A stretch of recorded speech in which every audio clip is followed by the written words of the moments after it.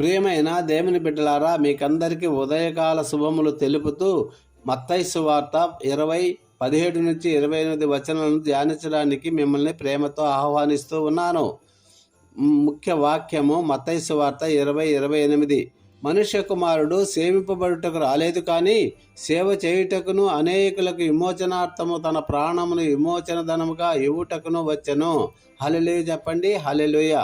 ఇక్కడ ప్రపంచం ఏమంటుంది? గొప్పవాడు అవ్వాలంటే పైకి ఎక్కు. కానీ యేసయ్య ఏమంటున్నాడు? గొప్పవాడు అవ్వాలంటే దిగి వచ్చి సేవ చెయ్యి. ఒకటి, యేసయ్య శ్రమను ముందుగా ప్రకటించాడు. 17-19 వచనాలు. యేసయ్య తన శిష్యులతో యెరూషలేముకు వెళ్తూ ఇలా చెప్పాడు: మనుష్య కుమారుడు ప్రధాన యాజకుల చేతికి అప్పగింపబడను, ఆయనను వారు ఎగతాళి చేసి కొట్టి సిలువ వేయుదురు, 3వ దినమున లేచెదరు. ప్రియులారా, ఇక్కడ మనము గమనించవలసినది ఏమిటి? యేసయ్యకు శ్రమ అనేది ముందే తెలుసు, అయినా ఆయన వెనక్కి తిరగలేదు. ఎందుకంటే ఆయన ప్రేమ చాలా గొప్పది.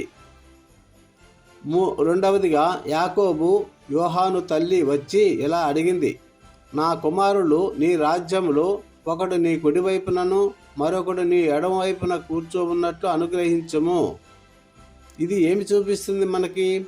వాళ్ళు ఇంకా రాజ్యాన్ని భౌతిక మహిమగా భావించారు. యేసయ్య సమాధానం ఎంతో గంభీరంగా ఉంది.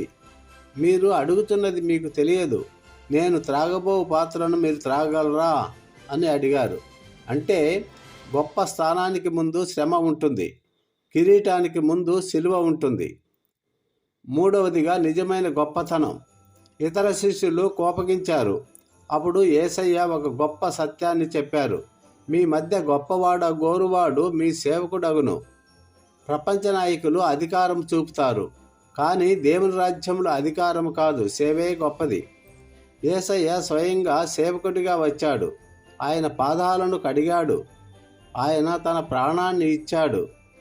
ఒక ఉదాహరణ: ఒక కుటుంబంలో 2 పిల్లలు ఉన్నారు. ఒకడు ఎప్పుడు నేనే పెద్దవాడిని చెప్పుకునేవాడు, గర్వించేవాడు. మరొకడు నిశ్శబ్దంగా అందరికీ సహాయం చేసేవాడు. కాలక్రమంలో అందరి గుండెల్లో స్థానం సంపాదించిన వాడు ఎవరు? సేవ చేసిన వాడే. అలాగే దేవుని దృష్టిలో గొప్పవాడు సేవ చేసేవాడే. సిలువ లేకుండా కిరీటం లేదు, శ్రమ లేకుండా మహిమ లేదు, సేవ లేకుండా గొప్పతనం లేదు. ముగింపు ప్రార్థన. ప్రభువైన యేసయ్యా, నీవు సేవ చేయుటకు వచ్చావు కానీ సేవింపబడుటకు రాలేదు. మాకు వినయాన్ని ప్రసాదించుము తండ్రి. మా జీవితాల్లో సేవా హృదయాన్ని నింపండి. మేము అధికారం